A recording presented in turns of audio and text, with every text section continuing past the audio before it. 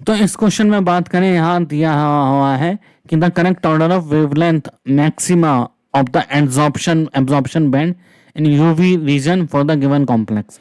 तुम्हें पता है डेल्टा नॉट किसके इक्वल होता है, एच सी बाय लैम्बडा, और डेल्टा नॉट इनवर्सली प्रोपोर्शनल होता है 1/लैम्बडा के। ठीक है, तो हमें पता है लैम्बडा में हमारे पास जो सीरीज होती है, हमारे पास सीरीज होती है वो, उसमें सबसे ज़्यादा स्पेक्ट्रोकेमिकल सीरीज होती है, उसमें सबसे ज़्यादा फील्ड जो होता है वो सी एन माइनस का होता है, देन एन एच थ्री का होता है, देन एच टू ओ का होता है, देन सी एल माइनस का होता है। ठीक है, तो अगर हम देखें तो सी एन माइनस के स्पेक्ट्रोकेमिकल सीरीज में सबसे ज़्यादा डेल्टा नॉट है, तो इसका लैम्बडा सबसे कम होगा। ठीक है, इसका लैम्बडा क्या होगा, यहाँ डेल्टा नॉट सबसे ज़्यादा है तो लैम्बडा सबसे क्या होगा, कम होगा।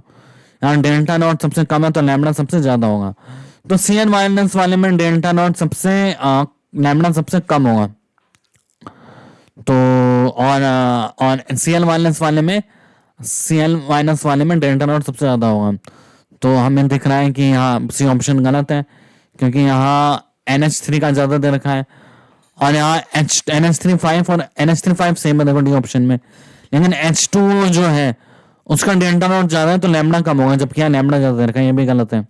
अब बात करें ए और बी ऑप्शन में, ए और बी ऑप्शन में अगर हम बात करें तो यहाँ पे N H three C L H two O N H three then C N, तो सी एन माइनस का तो डेल्टा नॉट सबसे ज्यादा है तो लैम्बडा सबसे कम होना चाहिए, हमें लैम्बडा सबसे ज्यादा दिया, तो ऑप्शन क्या हो जाएगा ए। यहाँ देखेंगे हम सी एन माइनस, इसका डेल्टा नॉट सबसे ज्यादा है तो लैम्बडा सबसे कम होगा। फिर एन एच थ्री, फिर एन एच थ्री सेम है तो यहाँ एन एच थ्री की जगह क्या है एच टू ओ, फिर N H two O same है तो सी एल।